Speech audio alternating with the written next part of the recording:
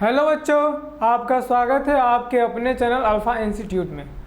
Previous lecture में मैं आपको प्रकाश का जो अपवर्तन है, अपवर्तन से रिलेटेड पूरा आंतरिक परावर्तन, ये सब पूरा ख़त्म कर दिया था और इस पर कुछ बेस्ड एग्जाम्पल्स कराए थे। इस घटनाओं को क्या क्या प्रकृति में हम लोग ऑब्जर्व करते हैं। ठीक है, आज मैं चाहता हूँ कि इस पे बेस पे कुछ क्वेश्चंस आपके किए जाएँ। ठीक है, तो उसके लिए कुछ क्वेश्चंस करने के लिए आपको मैं 2-3 चीज़ें बताता हूँ एडवांस में, ताकि क्वेश्चंस करने में आपको आसानी हो। देखिए, जैसे कि 3 टर्म होते हैं। क्या पहला होता है प्रकाश की चाल। ठीक, प्रकाश की चाल। ठीक, माध्यम की चाल ना, माध्यम में, ये किसमें? वायु में। वायु में प्रकाश की चाल, माध्यम में प्रकाश की चाल। ठीक बच्चों, मतलब पहला पॉइंट दिया, आप लोग याद रखिए। ठीक, इसमें हम अभी बताएंगे। ठीक, इनके रिलेशन है। और दूसरा, ठीक, वायु में ना, वायु में प्रकाश का तरंग दैर्ध्य, प्रकाश का तरंग दैर्ध्य। ठीक बच्चों, और दूसरा इसमें माध्यम में ना बच्चों, माध्यम में प्रकाश का तरंग दैर्ध्य। ठीक, अब तीसरा कंडीशन बच्चों, वायु में प्रकाश की आवृत्ति, प्रकाश की आवृत्ति। और तीसरा इसमें माध्यम में प्रकाश की आवृत्ति। ठीक बच्चों, मतलब क्या? वायु में प्रकाश की चाल, वायु में प्रकाश का तरंग दैर्ध्य, वायु में प्रकाश की आवृत्ति, माध्यम में प्रकाश की चाल, माध्यम में प्रकाश का तरंग दैर्ध्य, माध्यम में प्रकाश की आवृत्ति। बच्चों देखो, वायु की चाल को हम सी से दिखाते हैं, ठीक, तरंग दैर्ध्य को लैम्डा से दिखाते हैं। ठीक, इसमें आप लैम्डा डैश से दिखा दीजिए। ठीक, और जिसमें माध्यम प्रकाश की चाल है उसे हम वी मीडियम लिख देते हैं, वी मीडियम दिखा देते हैं। ठीक है, और इसको भी लैम्डा मीडियम दिखा देते हैं ना बच्चों। और आवृत्ति, वायु में प्रकाश की आवृत्ति को वी न्यू से दिखा देते हैं और इसको भी न्यू से दिखाते हैं ना बच्चों। मेरे लिखने का सेंस ये था कि देखो, वायु में जो प्रकाश की चाल होती है वो सी होती है। ठीक, जो माध्यम में प्रकाश की चाल होती है वो कम होती है वायु के अपेक्षा, वायु में प्रकाश की चाल अपेक्षा कुछ कम होती है, उसे हम वीएम से दिखाते हैं या फिर वी से दिखाते हैं। ठीक बच्चों, और जो वायु में प्रकाश का तरंग दैर्ध्य होता है, ठीक है, वो उसको लैम्डा से दिखाते हैं। ठीक है, और माध्यम प्रकाश के जो तरंग दैर्ध्य होते हैं उसे लैम्डा एम से दिखाते हैं या फिर लैम्डा डैश दिखाते हैं। ठीक है ना। ठीक, अच्छा, जो वायु में प्रकाश की आवृत्ति है बच्चों उसे हम न्यू से दिखाते हैं, और माध्यम जो प्रकाश की आवृत्ति है उसे भी न्यू से दिखाते हैं। इसका रीजन है ना, मैंने जब आप लोगों को प्रकाश का अपवर्तन पढ़ा रहा था उसमें नोट पॉइंट में लिखवाया है। नोट पॉइंट में क्या लिखवाया है कि जब प्रकाश सघन माध्यम से नहीं, जब प्रकाश वायु से अगर किसी सघन माध्यम में जाती है ना, तो उसका जो तरंग दैर्ध्य है और जो उसका वेग है दोनों चेंज हो जाता है, लेकिन आवृत्ति चेंज नहीं होती है। मैंने आपको नोट डाउन करवाया था कि जब प्रकाश एक माध्यम से दूसरे माध्यम में जाती है तो प्रकाश का वेग चेंज हो जाता है, प्रकाश का तरंग दैर्ध्य चेंज होता है ना, लेकिन लैम्डा चेंज होता है, लेकिन प्रकाश की आवृत्ति न्यू चेंज नहीं होती है ना बच्चों। अब देखो, इन तीनों में एक रिलेशन होता है। क्या होता है बच्चों?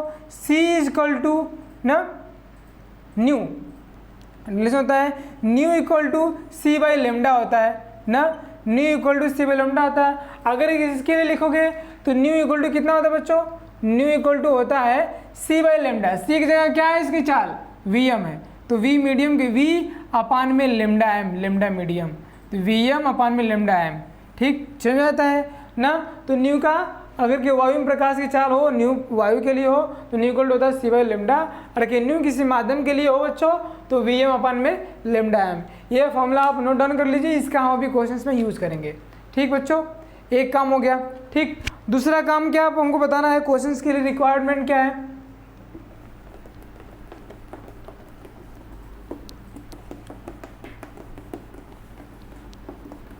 इसके बाद बच्चों देखो, हाँ ये एक बात बहुत ज़रूरी है। देखिए जैसे मान लीजिए कि ये आपका बच्चों वायु है ना, वायु मतलब इंग्लिश में क्या, एयर। ठीक, ये आपका है, आपका है बच्चों, मान लेते हैं वायु क्या, जल मान लेते हैं। ठीक, वायु जल। ठीक, जल को क्या लिखते हैं बच्चों, वाटर, WATR वाटर। ठीक, अब देखो बच्चों, अगर कि वायु हो गया, ये जल हो गया, और ये इसको मान लेते हैं हम क्या, कि ये है आपका कांच ना, कांच है ना, तो ये आपका मानते हैं ग्लास। ठीक, अच्छा इसके जानने के लिए एक और चीज़ जान लेते हैं। देखो मान लो एक माध्यम ये है, ठीक, ये आपका अभिलंब है ना, इस माध्यम से प्रकाश किरण आ रही है, ठीक है, इस माध्यम में झुक जा रही है, फिर कुछ हो जा रहा है ना, तो हम क्या बोलेंगे, अगर कि हम बोल देंगे माध्यम 2 है ना बच्चों, ये बोल देंगे माध्यम 2 है, ये बोल देंगे माध्यम 1 है ना बच्चों। तो ऐसा लिखते हैं, अगर के लाइट माध्यम 1 से माध्यम 2 में आती है, माध्यम 1 से माध्यम 2 में आती है, तो ऐसे दिखाते हैं N ना, N2 1, ठीक 1, ठीक ऐसे दिखाते हैं। इसका मतलब ये हुआ, इसका सेंस ये हुआ कि माध्यम 2 का अपवर्तनांक ज्ञात कर रहे हैं। क्या, ये n के बगल में 2 रहेगा तो क्या समझोगे कि माध्यम 2 का अपवर्तनांक हम ज्ञात कर रहे हैं ना बच्चों। तो माध्यम 2 का अपवर्तनांक क्या होता है बच्चों, होता है तुम्हारा N2 अपान में N1 होता है।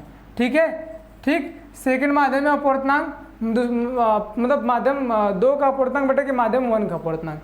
ठीक, इसके बराबर ये होता है ना बच्चों। अगर किसी को रिवर्स करते बच्चों, लाइट इस माध्यम से अगर के लाइट अगर कि इस माध्यम से इस माध्यम में जाएगी बच्चों, इस माध्यम से इस माध्यम में जाएगी, तो ये क्या हो जाएगा, N1 2 यहाँ पे हो जाएगा ना। तो ये कितना होता है बच्चों, N1 अपान में N2 होता है। कितना होता है, N1 अपान में N2 होता है। मतलब रिवर्सिबिलिटी फैक्टर कहता है कि अगर इन दोनों का मल्टीप्लाई आपस में करेंगे, आप इन दोनों का आपस में मल्टीप्लाई करेंगे तो कितना आएगा, कर दीजिए 1N2 into 2N1 equal to आ जाता है N2 अपान में N1 इंटू N1 अपान में N2। बच्चों ये आ जाता है आपका 1। ठीक, तो हमेशा अगर कि एक प्रकाश किरण एक माध्यम से दूसरे माध्यम में जाती है तो माध्यम 2 का अपवर्तनांक, और माध्यम 2 में से माध्यम 1 में जाती है तो माध्यम 1 का अपवर्तनांक का गुणनफल हमेशा क्या होता है, 1 होता है ना। ये चीज़ पता हो गया। और देखो बच्चों, ये फॉर्मूला बन गया आपका ना, याद रखिएगा, इसे याद रखिएगा, अभी हम यूज करेंगे इसका। ठीक है, क्वेश्चंस में।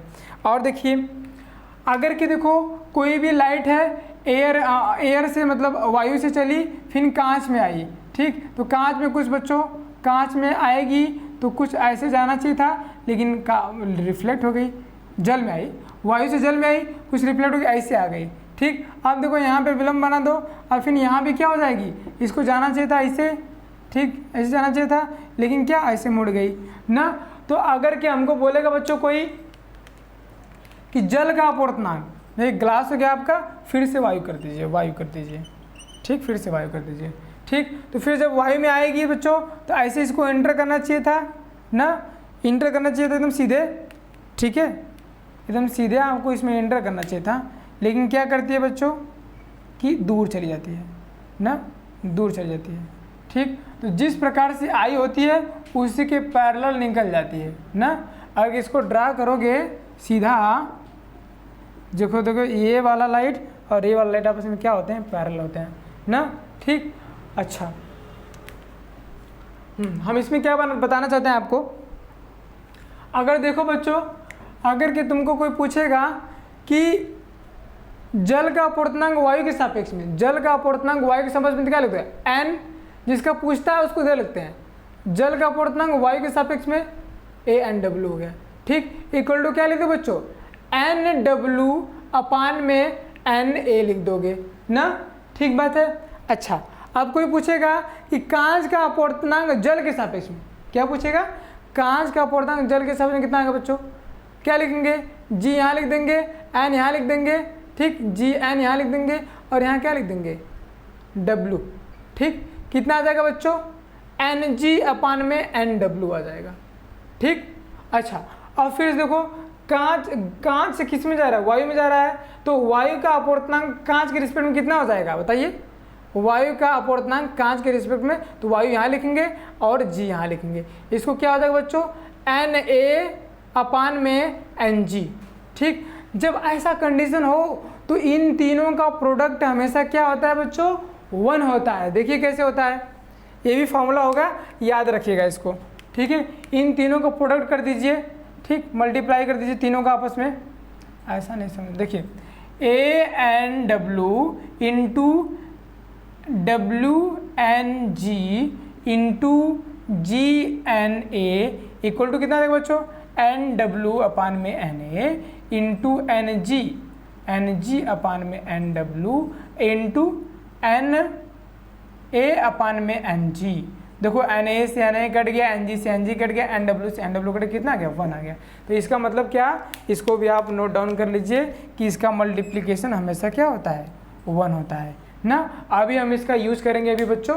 ठीक, अच्छा बताओ कि अगर कि हम इसको ग्लास मान लें, अगर इसको ग्लास मान लें, इसको हम वाटर मान लें, तो बताओ तो फिर क्या हो जाएगा। आगे हम पूछेंगे W का अपवर्तनांक, मतलब जल का अपवर्तनांक कांच के सापेक्ष में ना, तो W यहाँ हो जाएगा, G यहाँ हो जाएगा, तो कितना हो जाएगा, NW/में, नोट किए हो ना, इसके बाद ऐसे भी नोट कर सकते हैं, NW/Ng। फिर देखो अगर कि हम क्या बोल दें कि ग्लास का अपवर्तनांक W के रिस्पेक्ट में, G का W के रिस्पेक्ट, G यहाँ हो जाएगा, W यहाँ हो जाएगा, तो क्या Ng/NW ना। ठीक, तो ये रिवर्स भी ऐसा होता है, मतलब ये इसका रिवर्स होता है ना। चलिए 1 तो प्रूफ जानते हो कि 1 आएगा पक्का। ठीक, तो ध्यान से देखो, ये जो है तुम्हारा, ये दोनों आपस में रिवर्स हैं, तो हम लिख सकते हैं WNG इक्वल टू 1/GNW।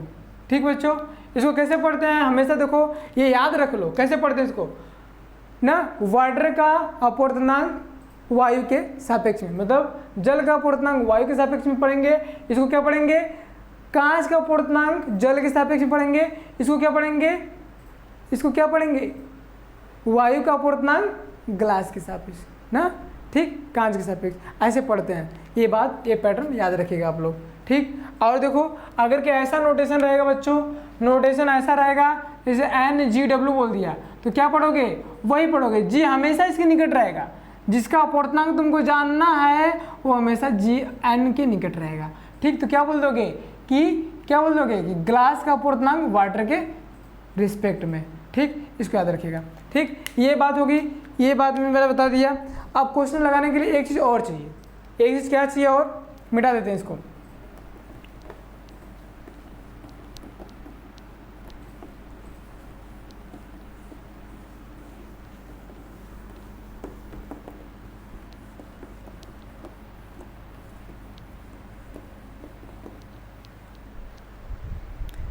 हाँ देखो, याद रखना आप लोग, जैसे होता है, जैसे क्रांति कोण याद है, साइन C इक्वल टू हमेशा 1/n होता है ना। ये n क्या है पता है, सघन माध्यम का अपवर्तनांक है। क्या है, किसका अपवर्तनांक है, सघन माध्यम का अपवर्तनांक है n। ऐसे मान लो कि अगर कि कोई लाइट, ये आपका सघन माध्यम है, ठीक है, सघन माध्यम है, और यहाँ से कोई लाइट आपका विरल माध्यम में जा रहा है, ठीक, विरल माध्यम में जा रहा है, तो सघन माध्यम का अपवर्तनांक विरल माध्यम के सापेक्ष जो आता है वो ये n है आपका। ठीक, तो हमेशा साइन C, क्रांति कोण है, हमेशा sign C equal to 1/n होता है। इसको मैं प्रूफ किया हूँ ना, देखिएगा बुक खोल के, प्रीवियस लेक्चर खोल के देखिएगा, उसमें प्रूफ है। ठीक, इन सब का मैं यूज अभी करूँगा। ठीक है, अब क्वेश्चन हम पढ़ते हैं। ठीक, पहला क्वेश्चन आपके स्क्रीन पे होगा। ठीक है, चलिए पहला क्वेश्चन पढ़िए आप लोग, क्या दिया बच्चों। पहला क्वेश्चन आपका दिया है, वायु में 6000 एंगस्ट्रॉम तरंगदैर्घ्य का प्रकाश 1.5 अपवर्तनांक वाले माध्यम में प्रवेश करता है। माध्यम में इसका वेग तथा आवृत्ति क्या होगी, और वायु में प्रकाश की चाल इतना सेकंड है, इतना मीटर पर सेकंड है। तो कैसे करोगे, क्या क्या दिया बच्चों, वायु में 6000 एंगस्ट्रॉम का प्रकाश है, ठीक, और जो माध्यम का अपवर्तनांक है वो कितना है, 1.5 है।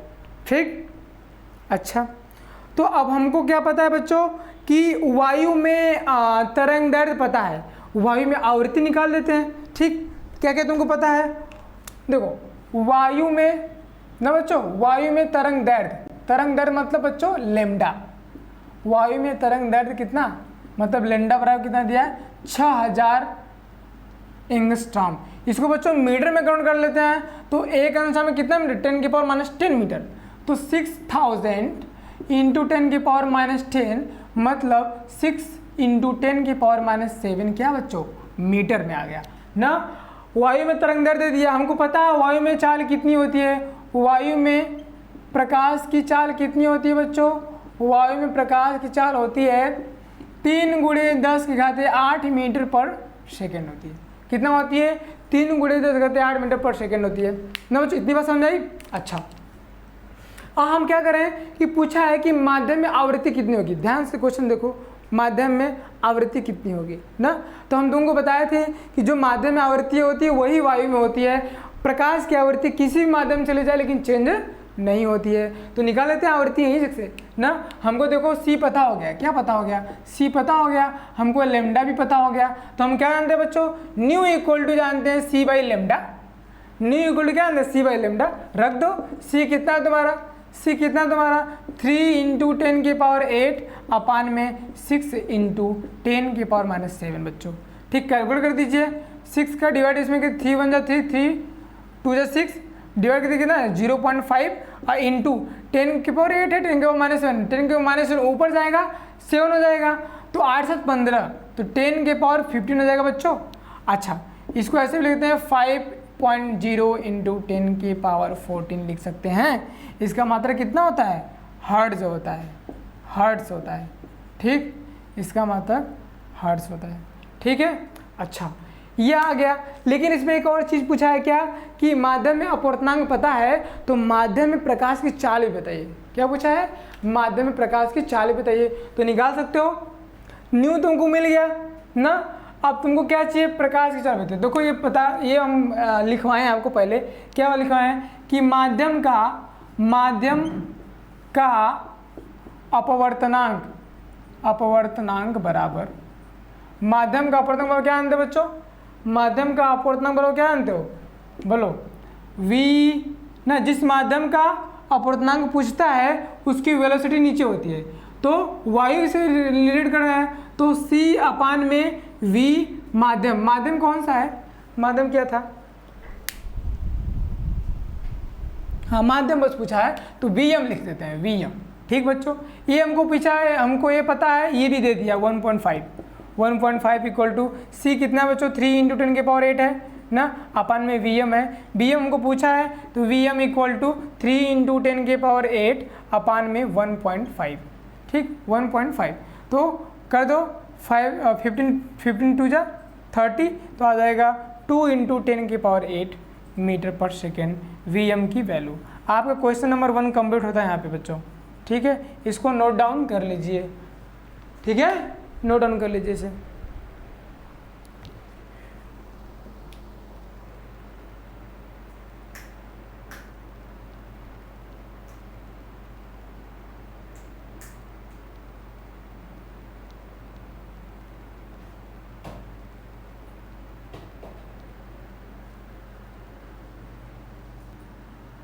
ठीक बच्चों, तो इसको आप लोग नोट कर लिए होंगे। आपका दूसरा क्वेश्चन जो है आपके स्क्रीन पे आ गया है ना, उसको पढ़िए आप लोग। क्या दिया है, क्या पूछा है?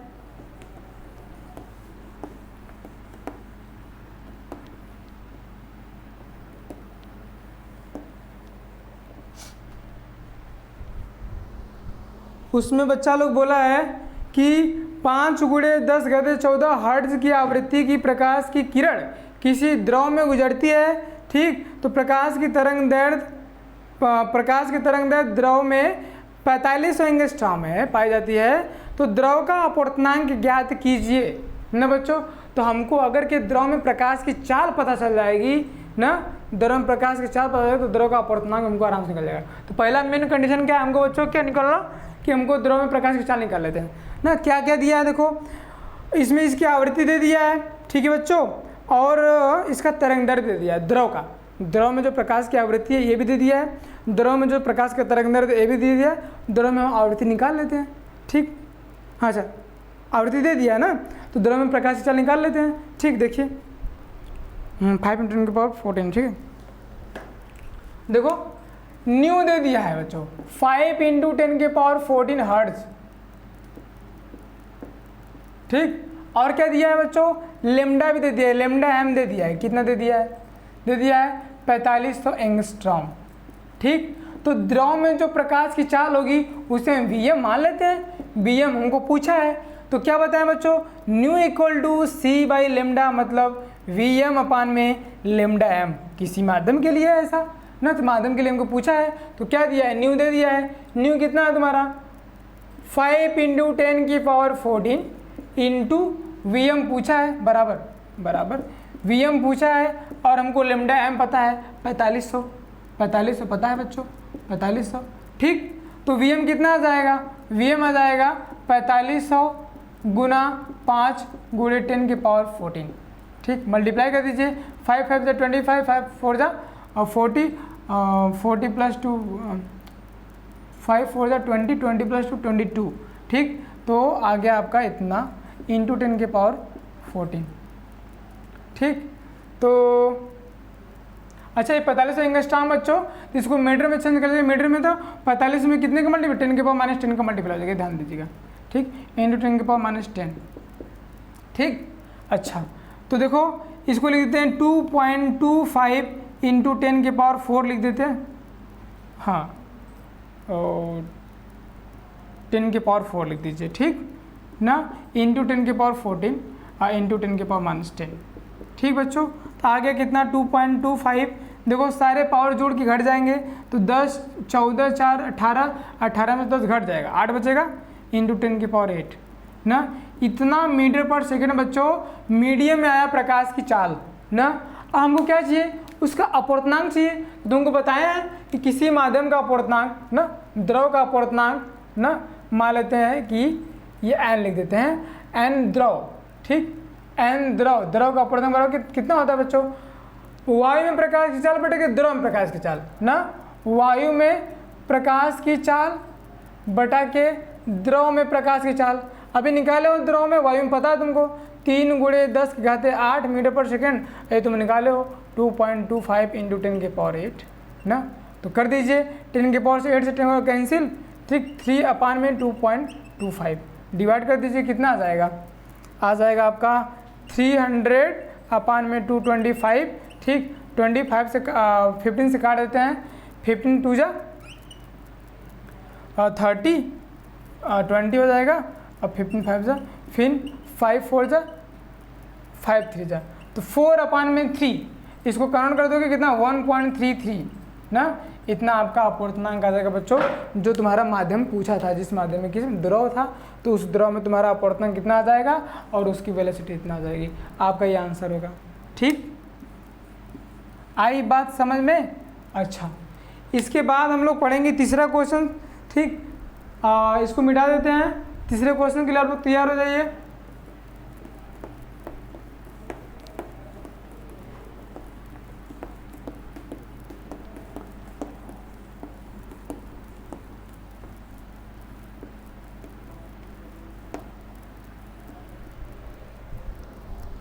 तीसरा क्वेश्चन आपके स्क्रीन पे होगा बच्चों। देखो क्या दिया है कि वायु में तरंग दैर्घ्य 6000 एंगस्ट्रॉम का प्रकाश अपवर्तनांक 1.5 के माध्यम में प्रवेश करता है, तो माध्यम में प्रकाश की आवृत्ति तथा तरंग दैर्घ्य ज्ञात कीजिए न बच्चों। तो क्या दिया है, वायु में तरंग दैर्घ्य दे दिया बच्चों, ठीक। का प्रकाश अपवर्तनांक कितना, अपवर्तनांक दे दिया है, माध्यम का अपवर्तनांक दे दिया है 1.5, ठीक। और माध्यम में प्रकाश की आवृत्ति निकालना है तुमको और तरंग दैर्घ्य निकालना है, ठीक। अच्छा बच्चों, तो एक काम करते हैं कि हम तो जो प्रकाश की आवृत्ति है वो माध्यम में जितना रहेगी उतना तुम्हारे किस में रहेगी, जितना माध्यम में रहेगी और उतना तुम्हारा माध्यम में रहेगी। तो पहले आवृत्ति निकाल देते हैं। तो देखो हमको दे दिया है कि वायु में लेमडा कितना है बच्चों, 6000 एंगस्ट्रॉम ना। इसको मीटर में चेंज कर लीजिए, 6 इंटू 10⁻³ इंटू 10⁻−10, तो कितना आ जाएगा बच्चों, 6 इंटू 10⁻7 मीटर आ गया, ठीक ना। अब तुमको देखो बच्चों सी पता होता है, 3 इंटू 10⁸ मीटर पर सेकेंड, ओके, ठीक। इसके बाद आपको निकालना है क्या बच्चों, आवृत्ति निकालना है, वायु में जितना आएगी उतना माध्यम में जाएगी, हमारा दोनों कम हो जाएगा। तो वायु में आवृत्ति कितना आएगी, nu equal to C by lambda. ठीक, सी कितना है 3 × 10⁸ अपान में लेमडा कितना है बच्चों 6 × 10⁻⁷। ओके, तो कितना हो जाएगा 3 × 2 = 1/2 इंटू 10 के पावर कितना बच्चों 15, मतलब कितना बच्चों 0.5 × 10⁻15, मतलब कितना बच्चों कितना आ जाएगा 5 × 10⁻14। सब यही आ रहा है हर्ट्ज। ठीक, 5 × 10⁻14 हर्ट्ज आ गया, आवृत्ति आ गया। तो आवृत्ति किस में रहेगी, माध्यम में भी वही रहेगी और प्रकाश में भी, वायु में भी वही रहेगी। अब तुम्हारा पूछा क्या है कि यदि माध्यम का अपवर्तनांक 1.5, यही बोला ना, यदि माध्यम का अपवर्तनांक 1.5 है, ठीक है,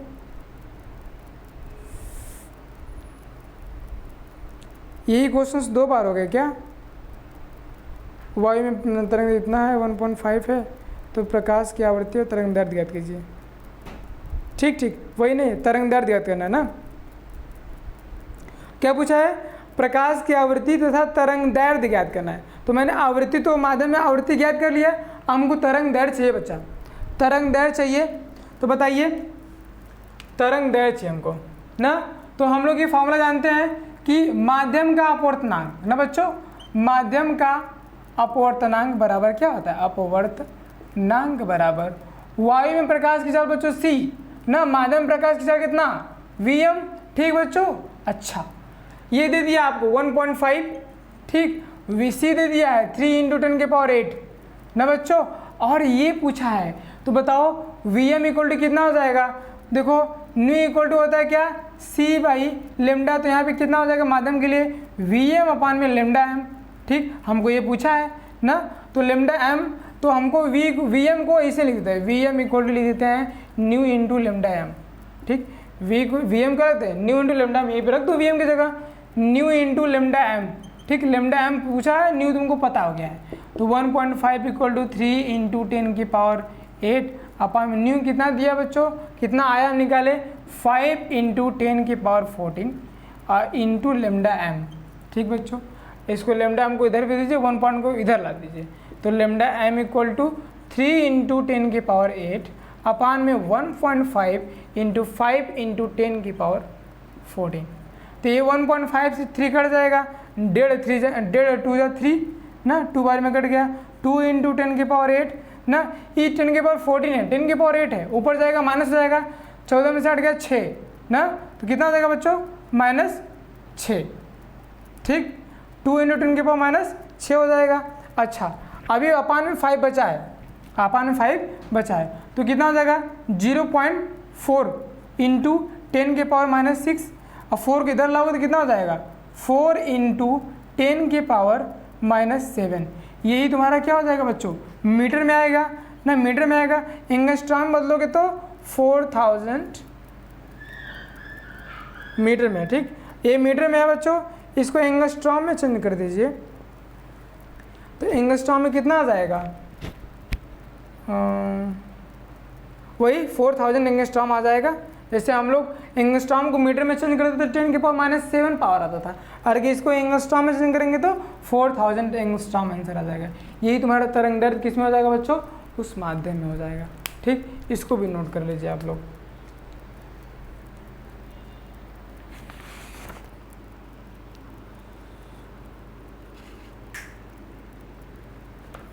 हो गया, चलो बस। ठीक बच्चों, तो ये क्वेश्चन आपका हो गया है, एक क्वेश्चन और करा देते हैं हम। ठीक है, क्वेश्चन आपके स्क्रीन पे होगा। क्वेश्चन है आपका, जल का अपवर्तनांक 1.3 है, कांच का अपवर्तनांक 1.5 है ना। यदि जल में प्रकाश की चाल इतना है तो कांच में प्रकाश की चाल कितनी होगी, यही आपको पता करना है ना। तो देखिए कितना सिंपल है। देखो बच्चों, क्या दिया है, दिया है तुम्हारा जल का अपवर्तनांक ना, जल का अपवर्तनांक बोला है। कितना दिया बच्चों 1.3। ठीक, कांच का अपवर्तनांक, कांच का अपवर्तनांक कितना दिया बच्चों 1.5 ना। अच्छा, तुमको बोला है कि जल में प्रकाश की चाल 2.25 × 10⁸ है ना। बोला क्या है कि जल में जो प्रकाश की चाल है बच्चों, जल में प्रकाश की चाल जो है 2.25 × 10⁸ है ना बच्चों। तो इसमें एक कॉमन सा बात है, बताइए, हम बोले थे आपको कि अगर कि जल का अपवर्तनांक किसी माध्यम का अपवर्तनांक बोलेगा ना, तो इसको ऐसे लिख दे एन वाटर, NW लिख दे। ठीक, NW इसको देखो बच्चों क्या हो जाएगा, जो वायु में प्रकाश की चाल होगी वो पहले होगी और जो वाटर में प्रकाश की चाल होगी वो नीचे होगी ना। तो C/, में लिख सकते हैं ना, C/में VW ना बच्चों, लिख दे इक्वेशन नंबर 1 बच्चों। ठीक, अगर कि हम कांच का अपवर्तनांक बोलेंगे तो उसको लिख दें Ng ना। यहाँ भी क्या हो जाएगा बच्चों C/में Vg ना। हमसे पूछा क्या है, जल में प्रकाश का चाल दे दिया है, हमको Vg ही पूछा ही है, Vg पूछा है हमको ना। क्या कर दो, इसको इक्वेशन नंबर 1 इसको इक्वेशन नंबर 2 मान लो और दोनों को आपस में डिवाइड कर देते हैं।